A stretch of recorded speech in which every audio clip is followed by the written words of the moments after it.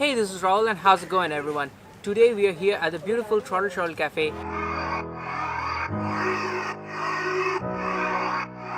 and on my table is the beautiful SJ gimbal. Now SJ Cam, you already know them for making pretty good action cameras, and last year with the SJ7 Star they made their first 4K action camera, and this year they've come up with this beautiful accessory. It's about $135 or around rupees 9,000 for this gimbal, and at that price point I think it's gonna be very affordable. I've already tested it out and it comes in a very nice casing. Now this is not an unboxing because I've already unboxed and used it for quite a bit. This is a review, and the first thing is this is a hard case. It comes with the camera inside. I mean, the camera is not included in the package, by the way. I've already put it inside. So the one good thing is you can place the camera and the case accommodates the camera including the gimbal. A lot of cases we've seen, they don't have that much room, so you have to remove your camera every time.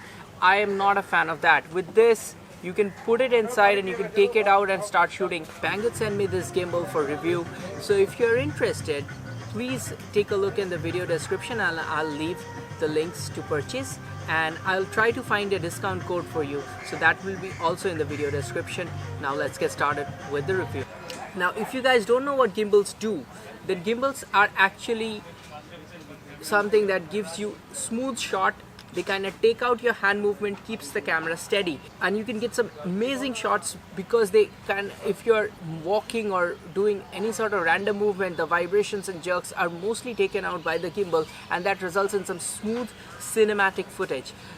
You've already seen me use gimbals. This is probably my 5th or 6th gimbal, so I'm just testing it out, and there are a few things that I like about it. Now I've got an SJ7 on this. You can also use any other SJ Cam or any other action cameras as well, but if you're using the SJ6 or the SJ7, when you connect it via this cable, they have also provided this cable on the back connection system. So not only it charges your camera while you're shooting, it also gives you something extra. That is, you can control this camera and record from here. They've got the record button. You can also take photos using that. So that is only supported for SJ7 and SJ6. If you're using any other camera, you're welcome to use it, but you won't have that feature. Apart from that, it's a 3-axis gimbal. So I'll just start it right back up, and inside the box you get the gimbal. You get this nice thing. If you're doing a lot of high-speed movement, you can wrap it around your hand, and I'll keep the gimbal secure even if you plan to drop it. And that's another thing. Now I really like that because some gimbals don't have that. There is a micro USB charging port here, and they've given a micro USB cable. In case you lose it, it's just a micro USB. You probably have a ton of them lying around. Starting the gimbal up is pretty easy. All you have to do is hit that power button and hold it, and the gimbal's turned on. If you've forgotten to charge the battery before you shot this thing, you've gone to a shooting and you've forgotten to charge your battery, you can put in a power bank and you can charge it while you're shooting. That's a huge bonus. One more extra thing that I would like to tell you here is that this gimbal has 4 modes. So let's go into the modes. When you start it up, it's in mode 1. This is like the follow mode. So you have a joystick here. If you move it left to right, it's locked in mode 1, but you can tilt it.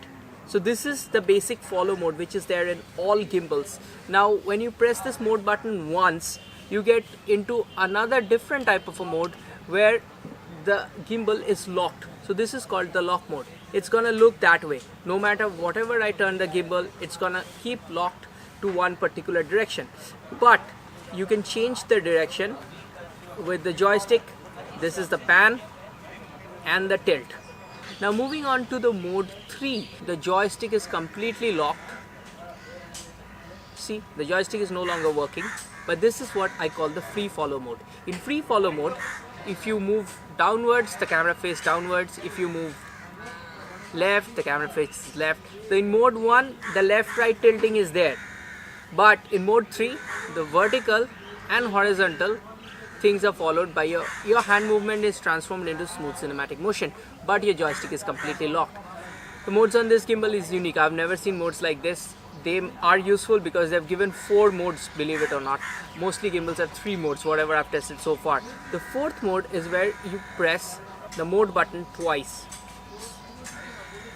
and it turns into a selfie angle. That's just brilliant. A lot of vloggers, shooting something up front, double tap, switching back smoothly to a selfie angle. That's great. What I've seen is this motor has very nice resistance to it. It's not a very smooth motor. I'm not saying it in a bad way, don't take me wrong. What happens is when you have a little bit of resistance in motion, it can resist jerks. So when you have a sudden jerk, like you're taking a heavy step or running, this gimbal will not be flowing around. It will hold it much better. So for a very inexpensive gimbal, I was quite surprised to see the quality of motors and the programming that they have fed into these motors. So it's really premium if you're thinking about the build quality. Well, it is plastic. A part of the foam here is about to peel off, which is bad, but that's just for decorational purposes. It's plastic, but it feels really good in the hand. There's a very big battery inside it. I am expecting 8 hours of battery life, which means more than one full day of shooting. So bottom has the tripod mount, so you can mount a tripod or monopod and extend this gimbal and get some really nice shots, like a fake drone shot or something like that. This is a very nice and thoughtful touch from SJ Cam. I really like this because I often connect it to a monopod and increase the length of the gimbal to shoot some great shots. Taking on the camera and off the camera, you just have to use these screws. It's very easy to take it off and on. Slide the camera in and tighten the screws. It's that simple. It doesn't require any calibration. Just tighten the screws up pretty tight. Make sure the camera is not loose, and that's it. It's mounted. Now you turn it on and it'll work. You don't need to do any calibration. There's gonna be an app, there's gonna be settings, and you can fine-tune all of that. But mostly it's usable. Now this joystick, it's like the simple joysticks that you find on gimbals. It is also pressure sensitive, so you can vary your speed a little bit if you want. But I would have liked this to have even smoother motion. It's kind of fast for cinematic shots, but I guess that can be calibrated in the app. I've not gone into the app yet, but overall I'm really impressed by this gimbal. I really like the way how it shoots, and at this price point, there is not going to be much else that's competing against this kind of quality. Especially if you're using an SJ6 or an SJ7, that's going to be great. Now it's time to look at the rotational motion. So this gimbal can turn, it's not a 360 gimbal, but that's going to be more than enough. I think about 270 degrees on vertical. This gimbal has this locking, otherwise it's kind of free. I mean, it hits that lock.